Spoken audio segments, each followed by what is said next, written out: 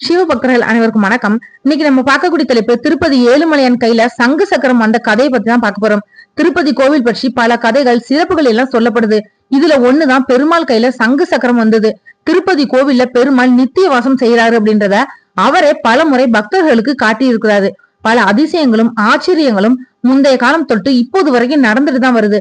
திருப்பதியில மட்டும் கிடையாது, வைணவ தலங்கள் எல்லாத்துலயுமே பெருமாள் கையில சங்கு சக்கரத்தோட தான் காட்சி கொடுப்பாரு அப்படின்றது எல்லாருக்குமே தெரிஞ்ச விஷயம்தான். ஆனா திருப்பதி ஏழுமலையான் கோவில் மற்ற பெருமாள் கோவில்களை போல இல்லாம தனித்துவமானது. இதோட வரலாறும் சிறப்புக்குரியதுதான்.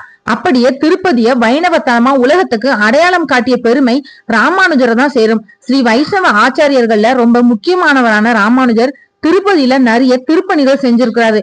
குறிப்பா திருப்பதிய வைணவ தலமா நிலை நிறுத்தியவரே இவர்தான். திருப்பதி கோவில் பற்றி பலருக்கும் நிறைய சந்தேகங்கள் உண்டு. இந்த சந்தேகம் இப்பதான் ஏற்பட்டது அப்படின்னு நினைக்க வேண்டாம். திருப்பதி கருவறையில இருக்கிறது பெருமாள் சிலையா இல்லைன்னா முருகனோட சிலையா இல்லைன்னா அம்பாலோட சிலையா அப்படின்னு இப்போ சந்தேகம் இருக்கிறது மாதிரி ராமானுஜர் வாழ்ந்த காலத்திலேயே வேங்கடமலை மேல இருக்கிறது சைவ கோவிலா வைணவ கோவிலா, கருவறையில எழுந்தருளி இருக்கிறது சிவனோட சிலையா பெருமாள் சிலையா அப்படின்ற சர்ச்சை வந்தது. ரெண்டு சமயத்தினரும் உரிமை கொண்டாடினாங்க. அப்போ ராமானுஜர் ஏழுமலையானுக்கு சங்கு சக்கரம் சாத்தி பெருமாள் அப்படின்னு நிலைநாட்டினாரு. அதாவது திருமலை கோவில் கருவறையில வீழ்ச்சி இருக்கிறது நாராயணனோட அம்சமா சிவனோட அம்சமான்ற சர்ச்சை எழுந்தப்போ இது பற்றி முடிவு செய்யக்கூடிய பொறுப்பை ராமானுஜர் கிட்ட ஒப்படைச்சாரு மன்னர். இதை அடுத்து கோவில் இருக்கக்கூடிய திருமணி முன்னாடி இலை நிறைய சைவர்களோட அடையாளமான திருநீரை ராமானுஜர் வச்சாரு.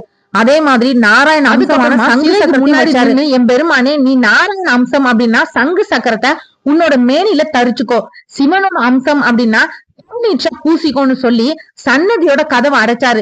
இரவு முழுவதும் எல்லாருமே காத்திருந்தாங்க. மறுநாள் காலையில திருப்பள்ளி எழுச்சி பாடி சன்னதியோட கதவும் திறக்கப்பட்டது.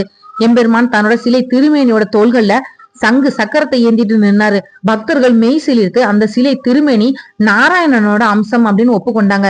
இப்படி திருப்பதி தலத்தை வைணவ தலம் அப்படின்றத உறுதிப்படுத்தினது ராமானுஜர் கோவில்ல நிறைய திருப்பணிகளையும் செஞ்சாரு. ஸ்ரீரங்கம் கோவிலோட நடைமுறைகளை இங்கேயும் கொண்டு வந்தாரு.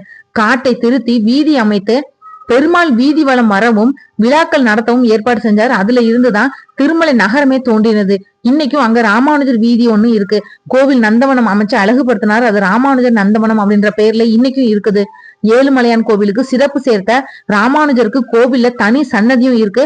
ராமானுஜர் பிறந்த திருவாதிரை நட்சத்திரத்துல ஒவ்வொரு மாதமும் திருப்பதியில விழா கொண்டாடுறாங்க. இந்த வீடியோ உங்களுக்கு பிடிச்சதா மத்தவங்களுக்கு ஷேர் பண்ணி விடுங்க. நாளைக்கு பெருமாள் பற்றி இன்னொரு தகவலோட நான் உங்களுக்கு சந்திக்கிறேன். நன்றி.